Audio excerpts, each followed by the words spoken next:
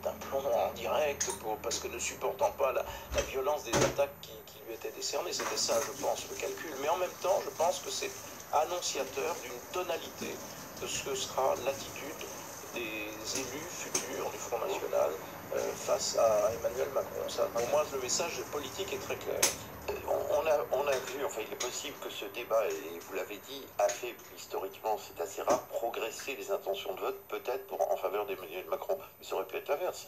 Si elle n'avait pas été totalement nulle et absorbée par ses chiffres, faisant des erreurs sur Alstom, confondant Alstom, SFR, ayant ce dialogue surréaliste sur l'euro, en fait, les Français ne sont pas des idiots, elle aurait pu être bonne, elle aurait pu inverser la tendance, gagner quelques points, elle aurait gagné en autorité.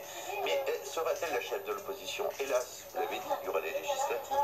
Le scrutin fait qu'aux législatives, elle aura 10, peut-être 12, 15, enfin une grosse dizaine de députés. Avec ça, on n'est pas chef de l'opposition, là où c'est même sondage. Il faut être prudent, mais donne des projections où les Républicains retrouvent un groupe de 200 députés. Donc, il n'y a pas photo. Donc, d'une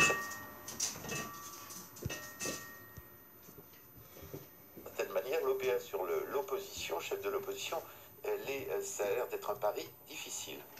Voilà. Donc vous voyez donc toujours les deux images qui se superposent, à la fois les images au bois de Vincennes, donc chez les partisans de Marine Le Pen, puis voilà, à droite sur l'écran, les partisans d'Emmanuel Macron, donc place du Carrousel. Dans 10 minutes, pardon. Voilà.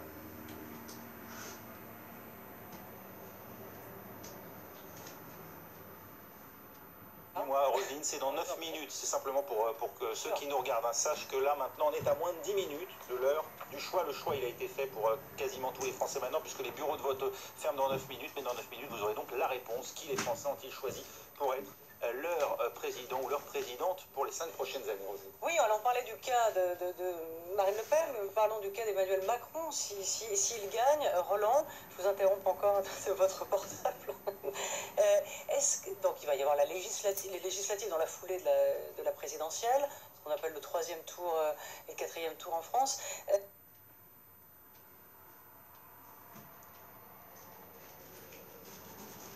Est-ce que les Français vont être cohérents et vont offrir une majorité dans la foulée de l'élection présidentielle aux gagnants? Écoutez, il y a clairement deux hypothèses d'après les projections actuelles. Soit en effet les Français, comme ils l'ont fait, surtout depuis qu'il y a eu un changement de calendrier électoral et qu'on vote d'abord pour la présidentielle, qui pour les Français est l'élection la plus importante, et ensuite aux législatives, donc on donne une majorité au président, c'est une possibilité que le En Marche, ou le nouveau nom qu'il va donner à En Marche pour affronter les législatives, soit à lui tout seul majorité. Puis il y a une deuxième hypothèse, c'est qu'il soit simplement en tête, qu'il ait une majorité relative, mais pas assez de députés pour faire à lui tout seul une majorité absolue. Et à ce moment-là, il faudra... Moi, je me demande si ça ne serait pas aussi bien. Lui, sûrement, il ne pense pas ça, mais moi, je me demande si ça ne serait pas aussi bien